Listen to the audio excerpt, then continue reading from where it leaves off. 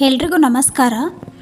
ಈ ಒಂದು ವಿಡಿಯೋ ಕುಂಭ ರಾಶಿಯ ಬಗ್ಗೆ ಆಗಿದ್ದು, ಯಾರದೆಲ್ಲ ಹೆಸರು ಗು, ಗೆ, ಗೋ, ಸಾ, ಸಿ, ಸು, ಸೆ, ಸೋ, ದ ಅಕ್ಷರಗಳಿಂದ ಆರಂಭ ಆಗುತ್ತೋ ಅವರು ಕುಂಭ ರಾಶಿಯವರಾಗಿರ್ತಾರೆ.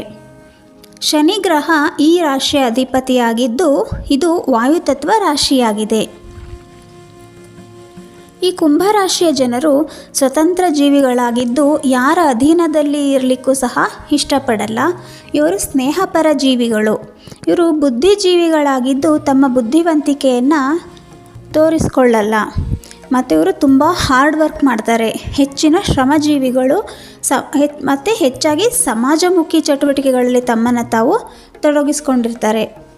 ಇವರು ಬೇರೆಯವರ ಮಾತುಗಳಿಗೆ ಕಿವಿಗೊಡಲ್ಲ. ಯಾರೇನಾದರೂ ಅಂದ್ಕೊಳ್ಳಿ, ಇವರು ಮಾತ್ರ ತಮ್ಮ ಹೊಸ ಹೊಸ ಆಲೋಚನೆಗಳನ್ನು ಮಾಡ್ತಾ ಅದ್ರ ಮೇಲೇ ತಮ್ಮ ಜೀವನಕ್ಕೆ ಬೇಕಾದ ನಿರ್ಧಾರಗಳನ್ನು ತೆಗೆದುಕೊಳ್ತಾರೆ. ಮತ್ತು ತೆಗೆದುಕೊಂಡಂತಹ ನಿರ್ಧಾರಗಳನ್ನು ಯಾವುದೇ ಕಾರಣಕ್ಕೂ ಅವರು ಬದಲಾಯಿಸಲ್ಲ. ಹಾಗೂ ಯಾವುದೇ ರೀತಿಯ ಹಳೆಯ ಒಂದು ವಿಚಾರಗಳಿಗೆ ಅವರು ಅಂಟ್ಕೊಳ್ಳಲ್ಲ. ಪಾಸ್ಟ್ ಈಸ್ ಪಾಸ್ಟ್ ಅಂತ ಅನ್ನೋ ಥರ ಇದ್ದು, ತಮ್ಮ ಜೀವನಕ್ಕೆ ಏನು ಬೇಕೋ ಅದಕ್ಕೆ ಸಂಬಂಧಪಟ್ಟಂತಹ ಹೊಸ ಹೊಸ ವಿಚಾರಗಳ ಕಡೆ ಹೆಚ್ಚಿನ ಗಮನವನ್ನು ಕೊಡ್ತಾರೆ. ಜೊತೆಗೆ ಇವರು ಕೆಲವೊಮ್ಮೆ ಲೇಜಿ ಸಹ ಆಗಿರ್ತಾರೆ. ಹಾಗೆ ಒಂಟಿಯಾಗಿ ಇರಲಿಕ್ಕೆ ಸಹ ಇಷ್ಟಪಡ್ತಾರೆ.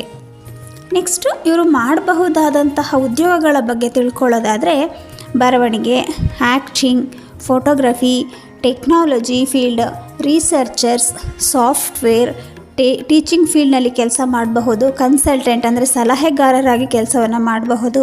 NGO ಕಾರ್ಯಕರ್ತರು ಹಾಗೂ ಸಮಾಜಮುಖಿ ಕೆಲಸಗಳ ಮೂಲಕ ಒಳ್ಳೆಯ ಯಶಸ್ಸನ್ನು ಇವರು ಕಾಣಬಹುದು.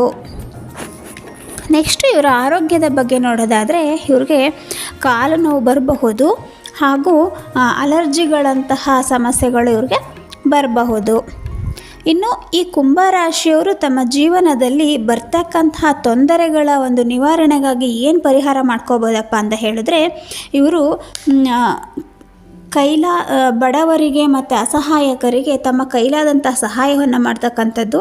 ಹಾಗೂ ಓಂ ಶಂ ಶನೈಶ್ಚರಾಯ ನಮಃ ಈ ಒಂದು ಮಂತ್ರವನ್ನು ಹೆಚ್ಚಾಗಿ ಪಠಿಸುವುದ್ರ ಮೂಲಕ ತಮ್ಮ ಜೀವನದಲ್ಲಿ ಸುಖ, ಶಾಂತಿ, ನೆಮ್ಮದಿಯನ್ನು ಕಂಡುಕೊಳ್ಬಹುದು. ಇದಿಷ್ಟಾಗಿತ್ತು ಕುಂಭರಾಶಿಯ ಬಗೆಗಿನ ಕಿರು ಮಾಹಿತಿ.